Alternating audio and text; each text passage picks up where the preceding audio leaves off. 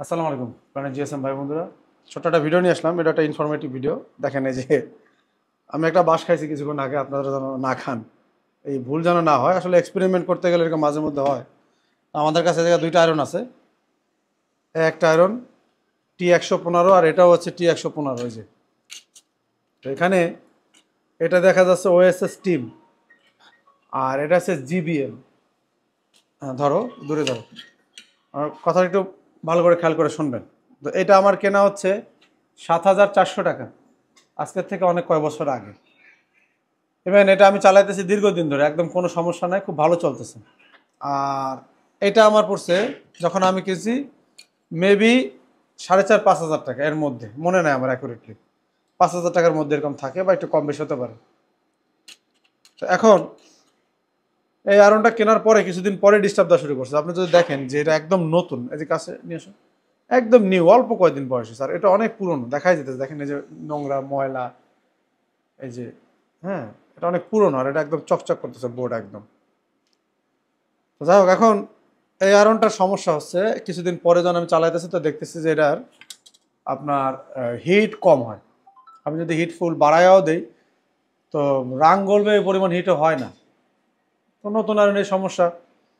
তো আমি এটারে অনেকদিন ধরে সাইড করে রাখছি, আমি পুরোটা দিয়ে ইউজ করি, যেহেতু আমার লাগবে। এখন আমি আজকে কি করলাম, যে কি সমস্যা, ভিতরে কোনো কিছু প্রবলেম হলে কিনা দেখার জন্য আমি এটা খুলছি। খোলার পরে এদিকে আসেন, একটু কাছে আসো। দেখেন এটা তো আমাদের সার্কিট, মেন যে সার্কিট, এটারে ভোল্টেজ দেওয়ার জন্য কাজ করে। যেটা এখানে আমাদের একবার টেস্ট চেক করছে, যেখানে 23 ভোল্টের মতো, কত আসে, 23 ভোল্টের মতো আসে। এর মানে এই সার্কিটটা টোটালে 24-23 ভোল্টের মধ্যে ওপেন হয়।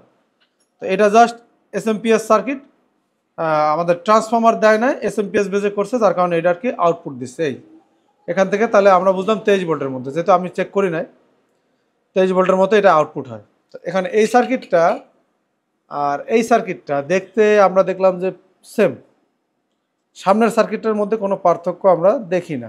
আইসি নাম্বারটা যদিও মিলাই নাই, তো সেমই হবে, কিন্তু সব সেম একদম। এইখানে যে কম্পোনেন্ট আছে এখানে সব সেম, কোনো পার্থক্য নেই। যেহেতু এটা এসএমপিএস সার্কিট, কন্ট্রোলার হচ্ছে এইটা।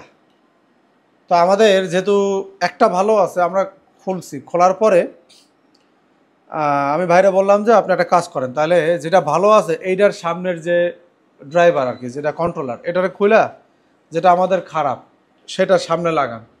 লাগালে কি হবে, যে এটার হিটটা কম হচ্ছে কেন, কারণ হচ্ছে কি, এটা যেহেতু কন্ট্রোল করে, এখান থেকে হিটটা কন্ট্রোল হইতেছে।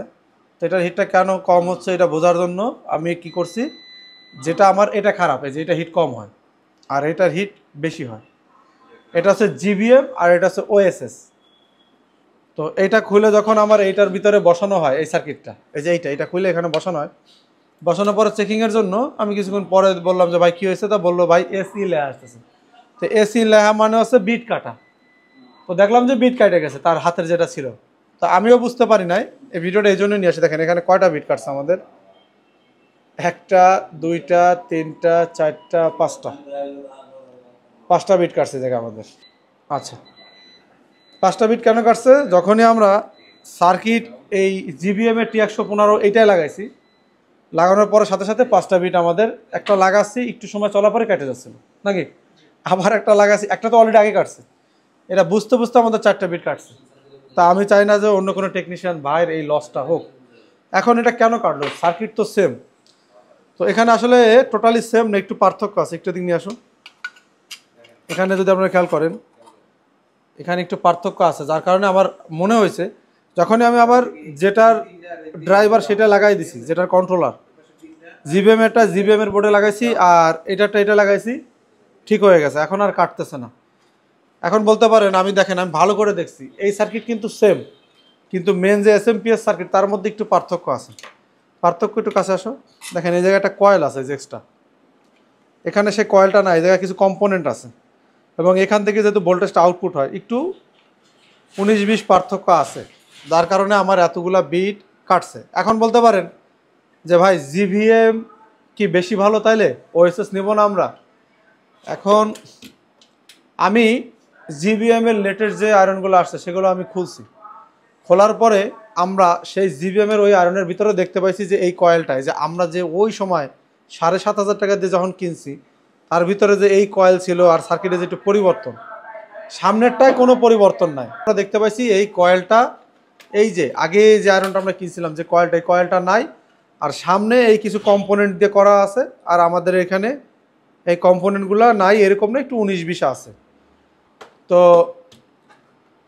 যদিও এখন বর্তমানের ওএসএসরও কেনেন, যা সার্কিট পাবেন জিবিএমের ভিতরে সেম সার্কিট, আগের মতো এখন তারা করতেছে না। আর নতুনগুলায় প্রচুর প্রবলেম হচ্ছে, ওএসএস টিমেটা কেনেন আর জিবিএম কেনেন, আমরা অনেকটা কিনে দিছি, প্রচুর প্রবলেম হচ্ছে। তার মধ্যে হচ্ছে বিটের দাম কমাইছে জন্য বিট অনেক কাটতেছে, আর 2 নম্বর কথা হচ্ছে আয়রনগুলো অনেক সমস্যা হচ্ছে। এখন এইটা আমাদের কিন্তু সমস্যা, আয়রনের হিট অনেক কম হয়, এই যেটাটা সেটা আর এটাটা এইটাই।